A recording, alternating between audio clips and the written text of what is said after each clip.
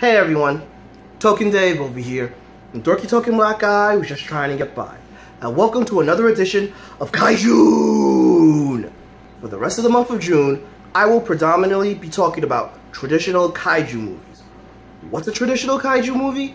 Well, I went into thorough detail about that in my intro to KaiJune, which I'll put in the link down below, or you can go to my KaiJune playlist of all my 2017 reviews. I'm kicking off 2018's KaiJune with a movie that is gaining a resurgence in the kaiju community. The 1964 film, Dogora, the space monster. Diamonds are being stolen from jewelers in major cities all over the world. A secretive yet professional crime ring is believed to be responsible for the sudden yet calculative theft.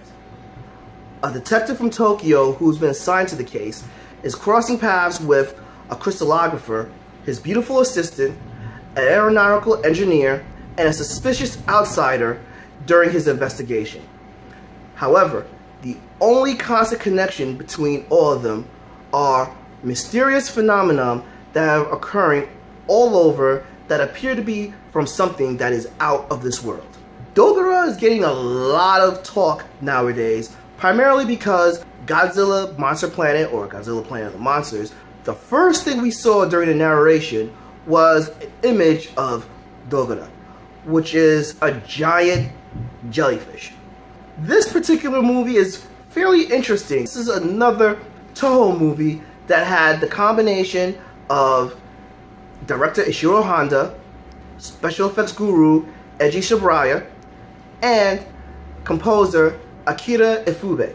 This movie came out during the time where Toho was trying to not only establish suit motion, but they were also trying to expand and not just be a one-trick pony. This movie is a combination of a few elements that were popular at this time period. Science fiction, giant monsters, and crime dramas. They did a unique take with the crime drama. Instead of taking it fairly seriously, they went with a more comedic approach. And this is primarily due to the fact that both the detectives and the criminals are really not that competent. One of the strengths of this movie are the characters.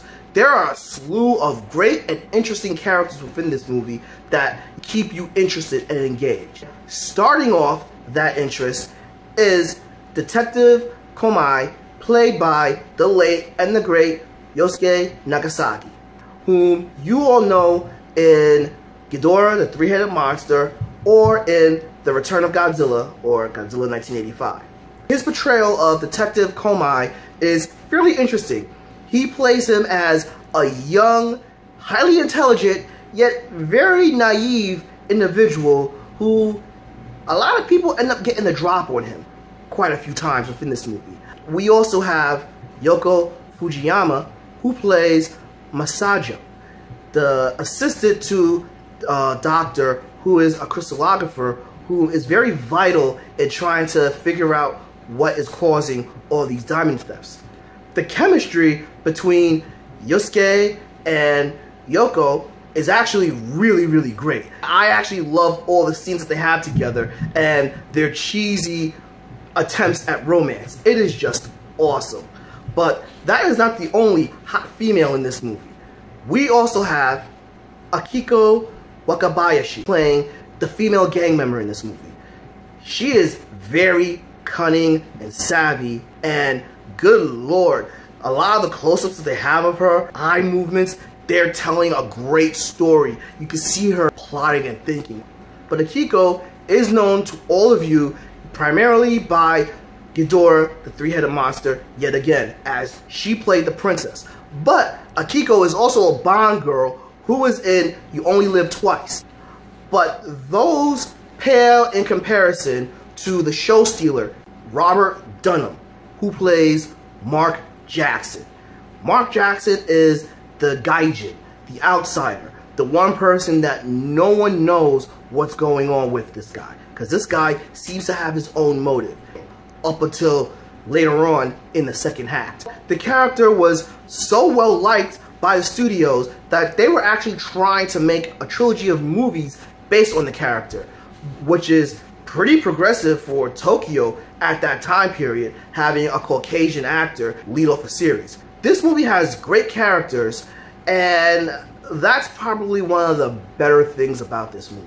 While we had the dream team from early days of Toho, there were a lot of inconsistencies here, primarily with the special effects.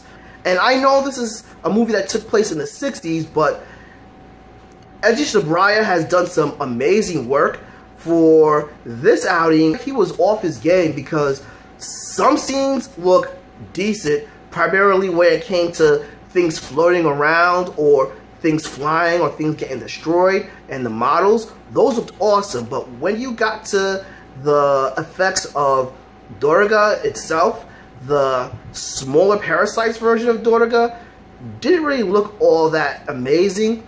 When people were being lifted up, it did kind of look fake. Some of the cinematography was really great, but some of the ones were really bad. Dogora itself is kind of disappointing because the Dogora you saw in the narration of Godzilla Monster Planet or Planet of the Monsters, that Dogora you only saw once in the whole movie, and the puppetry was not really impressive, to be honest. Another thing that was not really impressive is the fact that we didn't really get to see as much kaiju action in this. While you still see Dogora, the smaller forms here and there, really underwhelming and disappointing. And that's another thing that goes against this movie. It's the pacing.